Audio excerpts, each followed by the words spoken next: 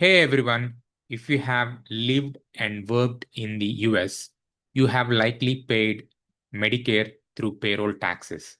But what happens when you move back to India? Do you lose your Medicare? Can you still use the benefits? And should you even sign up for it if you leave US? In this video, I will explain about Medicare for people who are planning to return to India, including eligibility, costs, what's covered while you are in abroad, and much more. Let's get into it. Medicare is a US federal health insurance program for people age 65 and above or younger individuals with disabilities. There are four parts to Medicare. Part A, which covers hospital visits, skilled nursing, hospice, and it is completely free if you have paid Medicare through payroll taxes. Part B, which covers doctor's visit, preventive care, medical equipment, but there is a monthly fee that you have to pay. Part C, which is also called Medicare Advantage, which is a private insurance alternative that bundles Part A, Part B, and often Part D also. Part D is one that covers prescription drugs. So, who is eligible for Medicare at age 65? It can be a US citizen or a non US citizen who have worked for at least 10 years or 40 quarters. They are eligible for Medicare at age 65. Here is the reality. Original Medicare Part A and Part B doesn't cover medical care outside US. So if you are living in India full time, the medical care expenses are not reimbursed. There are very limited exceptions.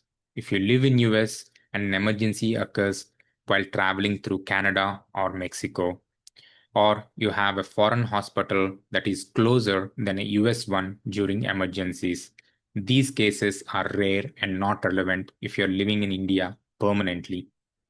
Even in the case of Medicare Advantage Part C, medical care costs outside the US are not covered unless it's an emergency. So please look into the documentation from the private insurance and what's included and what's not included.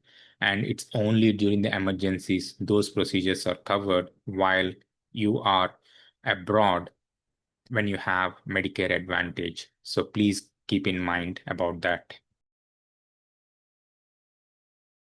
So now many people wonder, if Medicaid doesn't work in India, should I even sign up at age 65? Here is the breakdown. Part A, most people get it premium free. It doesn't hurt to enroll. Part B, it costs about $185 per month in 2025, and it goes up as your modified adjusted gross income increases. If you don't sign up when it is first eligible and later you move back to US, and you could face a permanent penalty, a 10% extra premium that you have to pay each year you delayed the enrollment. Let's talk through this with an example.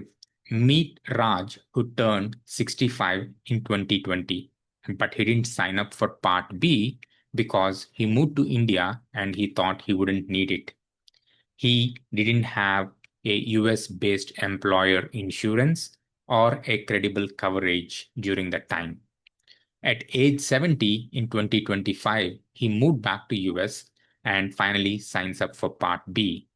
Since he delayed the enrollment by 5 years, so the penalty that he has to pay is 5 times 10%, which is 50%. In 2025, the standard premium for Part B is around $185 per month, and the penalty is going to be 50% of that $185, which is $92.50. So Raj has to pay $185 plus $92.50, which is $277.50 every month for Part B. And here is the kicker. He pays this high premium amount every month for the rest of his life. So, how to avoid the penalty? Sign up during the initial enrollment period, typically your 65th birthday, or you have a credible health coverage like from an employer plan, and sign up during the special enrollment periods later. So ask yourself, will you ever return to US in the future for retirement or for medical treatment, or do you want to keep your options open for the future? If you answer yes, you might want to enroll and pay Part B premium even though you can't use it right now. I have spoken to several returnees who are in this exact situation. Here is what they typically do. They sign up for Part A when they become eligible at age 65 because there is no premium that you have to pay and it is completely free. Please note, you are eligible for Part A even if you're an Indian citizen as long as you have 40 credits. That's equivalent to working 10 years in US. Second, they skip Part B and Part D, especially if they have plans to live in India long term. Some people signed up for Part B and pay the premium, especially if they have plans to visit US frequently or be there for some treatment.